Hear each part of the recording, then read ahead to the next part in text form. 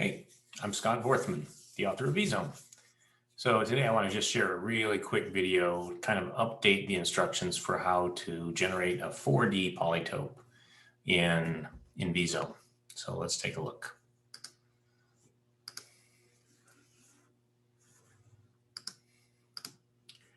All right, so here we have vZome, brand new document. I'm going to go to the Tools menu, and there's a Generate Polytope command. On the Mac, that's Command Option P. I think it'll be Control Option P for Windows. So this brings up this dialog, which has a lot going on and might be a little bit confusing. First top thing here is to choose your symmetry group. If you want to make a 120 cell or a hyperdoe, it'll be easy because that's what the default group is. H4 is the symmetry group of the 120 cell and the 600 cell in that family. A4 is the symmetry group of the 5 cell, which is like a hypertetrahedron. If we want to make a hypercube, we're going to choose B4C4. So let's do that just to keep it simple. I'm not going to check any more checkboxes than that. I'm not going to touch my rotation quaternion for now. Let's just generate. Okay, so what we got is a cube. And the reason we have a cube is because the orthogonal projection here simply projects 8 different cells of the cube onto one cube in 3D. So that's not that helpful. So let's do it again. And let's change the projection a little bit. So I'm going to just put a 1 here in the first column under I. And what that's going to do is that's going to rotate the hypercube by a certain angle by multiplying by a quaternion. So it's a 4D rotation before it gets projected down to 3D. And now we see 2 cubes or something like cubes. Well, they're foreshortened because of the projection. So that's better, but there are actually a whole bunch of cubes here that are still collapsed and we can't see them. For instance, I think these 2 blue struts here are a cube that's collapsed down to a line segment. So let's try to get a little bit weirder. So I'm just going to put a 1 down here. And, oh, that's nice. Okay, so now we can actually see all 8 cells of the hypercube.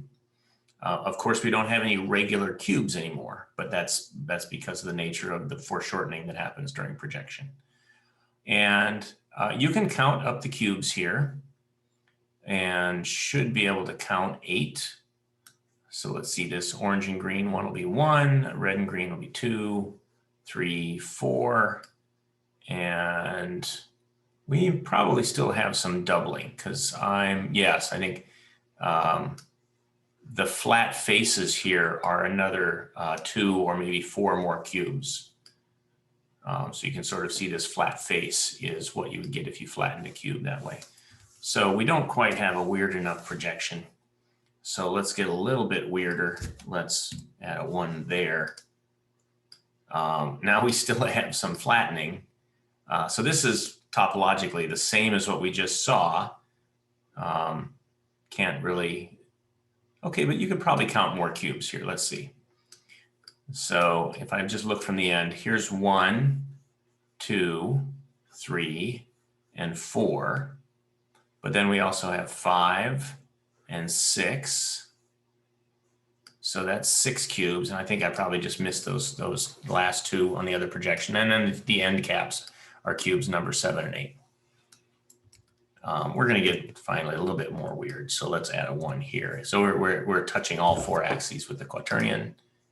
And now finally we have no doubling. So we can actually see a separate parallelepiped for every one of the 8 cubes. So that's a nice way to get a projection of the hypercube at least.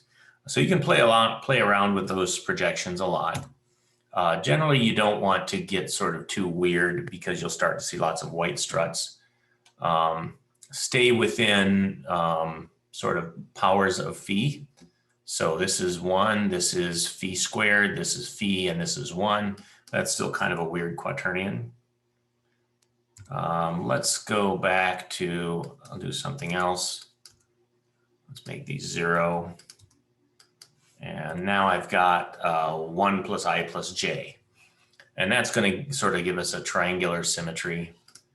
And everything's oriented around this yellow axis. That happens a lot when you use kind of an I plus j plus z or 1 plus I plus j quaternion. And here you can see the flattened cubes on the end are just these green hexagons. Okay, so that's still a hypercube. Lots of other groups to play with, lots of other symmetries to play with. First, let's try adding all of the mirrors. So this is going to be an omnitruncated hypercube. Gets pretty big here. We have some white struts. We have some green struts. We have octagonal prisms and all sorts of things in there. We can also turn off some of the struts, so we'll see only the cells or certain cells. So here the pieces become disconnected, and this is helpful if you want to sort of understand what's going on here a little bit better. Okay, and definitely try some other symmetry groups. F4 is a nice one.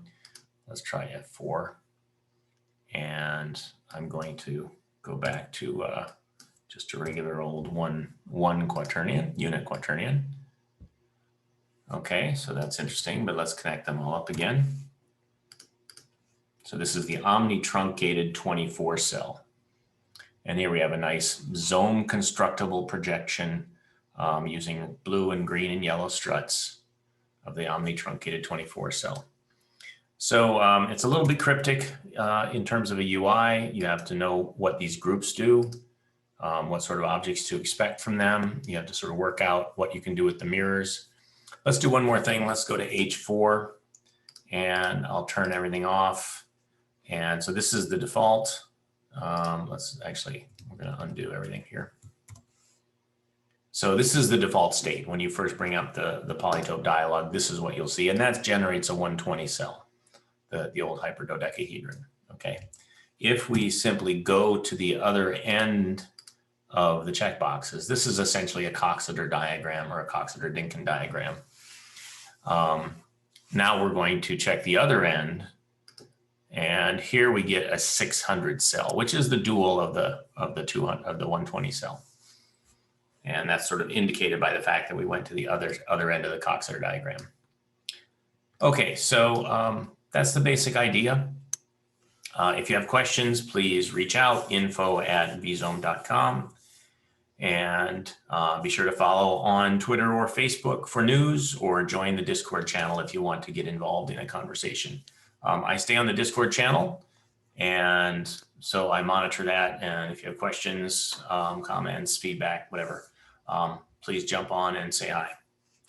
All right, thanks.